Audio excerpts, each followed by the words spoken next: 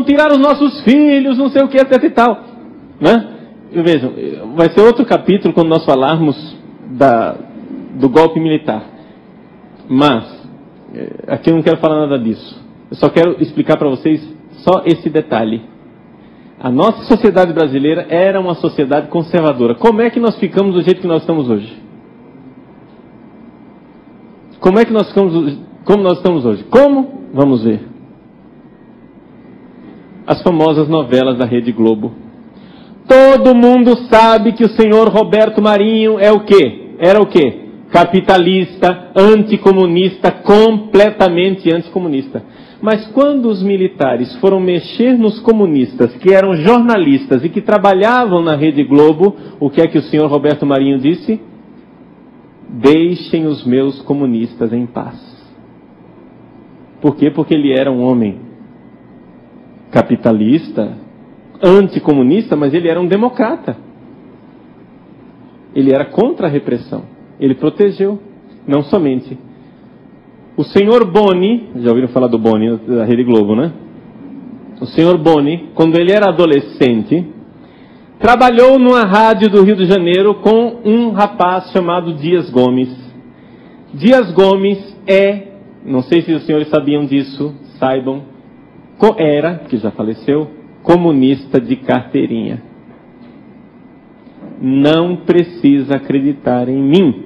Leia a autobiografia de Dias Gomes. Não é ninguém dizendo, é ele dizendo, com suas próprias palavras. Está lá. A autobiografia dele, essa é a capa da autobiografia dele, publicada pela Bertrand do Brasil, chama-se Apenas um Subversivo. É o título da biografia dele. Pelo título, você já tem tudo, né?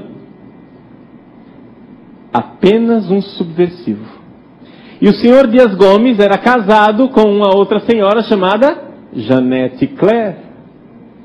Durante toda a década de 70, os dois fizeram dobradinha. Entrava um, saía outro, entrava um, saía outro, nas novelas da Rede Globo, e fizeram o grande império de novelas da Rede Globo. Comunistas. Eu conheço um militar aqui de Cuiabá, Coronel Rogério, que é esposo de Dona Sara. Muitos de vocês conhecem. Eles moravam no Rio de Janeiro, na época do golpe militar. O Coronel Rogério chefiou o grupo de soldados que entrou na casa de Dias Gomes e Janete Claire, buscando o quê? Ele mesmo diz: armas e livros subversivos.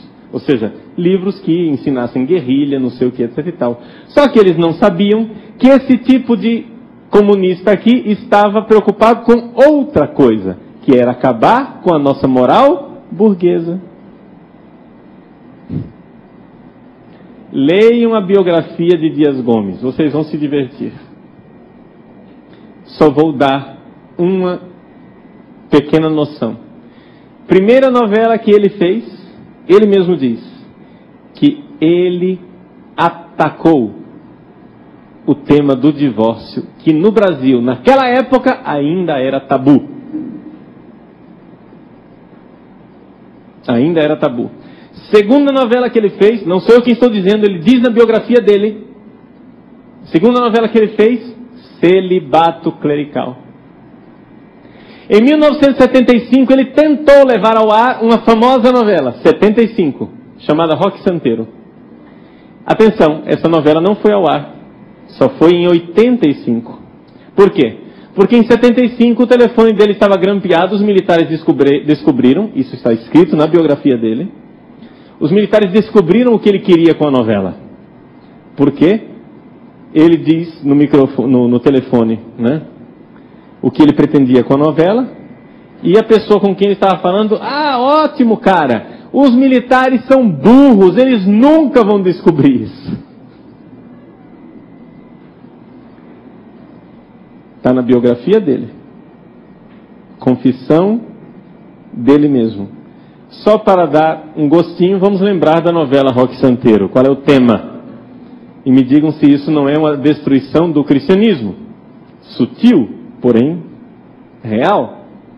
Está lá, Padre Albano conversando com Padre Hipólito. Quem era Padre Albano? Um padre da teologia da libertação. Padre Hipólito, um padre conservador de batina. Tá? Não sei se você se lembra da novela, mas estão lá os dois, ó, conversando. É evidente que o Padre Albano se apaixona por uma mulher e finalmente deixa o sacerdócio. Né? Porém, é interessante o tema também com relação ao Padre Hipólito. Ou seja, o Roque Santeiro, que está ali a estátua dele, né, a estátua do Roque Santeiro, que era o mártir daquela cidade,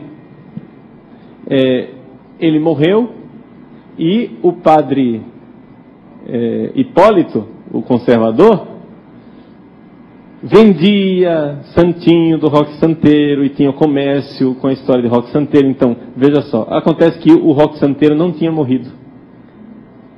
E o morto-vivo resolve aparecer no meio da novela. Padre Hipólito e etc e tal, o pessoal tenta encobrir.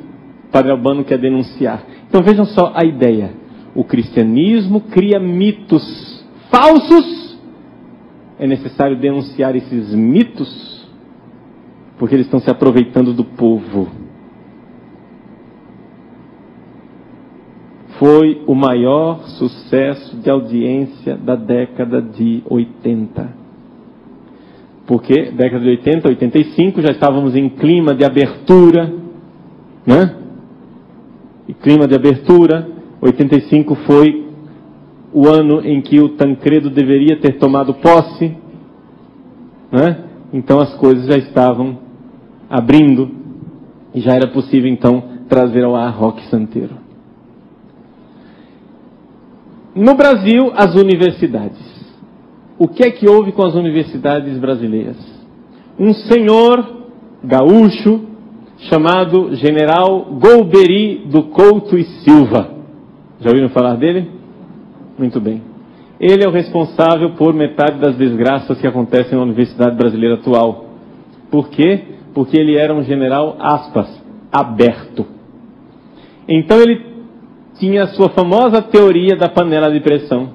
E ele disse, abre aspas, toda panela de pressão deve ter uma válvula. Qual era a válvula que ele ia dar para os comunistas? As universidades. Ou seja, os militares deixaram os comunistas em paz nas universidades. Vocês se lembram claramente que universidade não se invadia. Os estudantes se refugiavam nos campos, entravam nos campos, né? Eles permitiam, eles deram as universidades para os comunistas.